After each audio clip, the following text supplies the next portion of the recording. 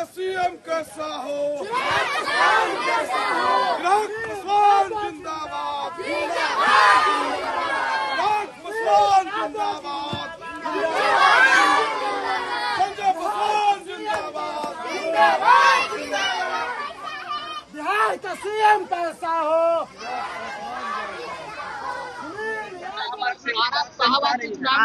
में कल लोक जनशक्ति पार्टी रामविलास एक बड़ी सभा का आयोजन करने जा रही है और ये शुरुआत मानिए, इसको कहीं ना कहीं एक शंखनाद मानिए विधानसभा चुनाव को लेकर।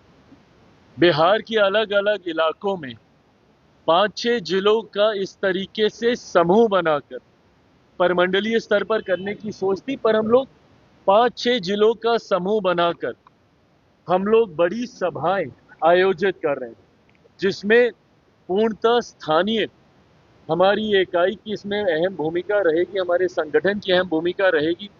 इस बार भी कैमूर, रोहतास, आरा, इन तमाम जिलों को, औरंगाबाद, इन जिलों को मिलाकर हम लोग ये बड़ा कार्यक्रम आरा में हम लोग करने जा रहे हैं। इसके बाद अलग अलग कई और 8-10 ऐसी ही बड़ी सभाएं होंगी। मैं कहां से विधानसभा का चुनाव लड़ूंगा नहीं लड़ूंगा, जैसा मैंने कहा ये तमाम विषयों पर चर्चा चल रही है। अंतिम मोहर इस पर पार्लियामेंट्री बोर्ड की तरफ से ही लगेगी, पर जो लोग मेरे विधानसभा के चुनाव लड़ने को लेकर ये भ्रम फैला रहे हैं मेरे ही गठबंधन के भीतर, मैं पुनः इस बात को दोहराता हूं कि अगर मैं विधानसभा का चुनाव लड़ूंगा, उसके पीछे की सोच अपने पार्टी के स्ट्राइक रेट को मजबूत करना होगा, गठबंधन को मजबूती देना होगा। और ये पहली बार ऐसा नहीं है कि मैं ही कुछ ऐसा अनोखा प्रयोग करने जा रहा हूं।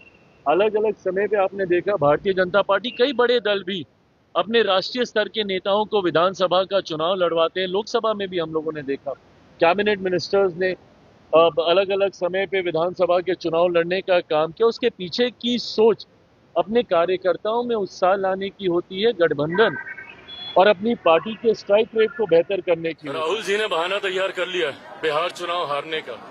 दिक्कत यही है इनमें, ये लोग ना सिर्फ बहाने ढूंढते हैं कि कैसे अपनी हार के ऊपर लीपापोती की जा सके। कभी आत्ममंथन चिंतन नहीं करेंगे। इनको अपनी पार्टी में जयचंद दिखते हैं पर उस पर कार्रवाई नहीं करेंगे। इनको सिस्टम में दोष दिखता है बट जब खुद सत्ता में होते हैं तब कार्रवाई नहीं करते।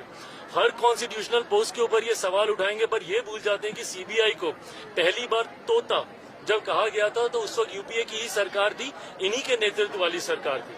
आज इनको हर सिस्टम इनको गलत दिखता है। पहले बहाना क्या होता था, ईवीएम, अब हो गया डन एंड डस्टेड। अब नया बहाना क्या ढूंढना है, जो महाराष्ट्र से इन्होंने शुरू किया कि भाई नए वोटर जोड़ लेते हैं, ये कर लेते हैं, वो कर लेते हैं। कब तक आप बहाने ढूंढिएगा? जरूरी है आत्ममंथन करने की। जनता क्यों आपको नकार रही है, क्यों आपके गठबंधन हार रहे हैं?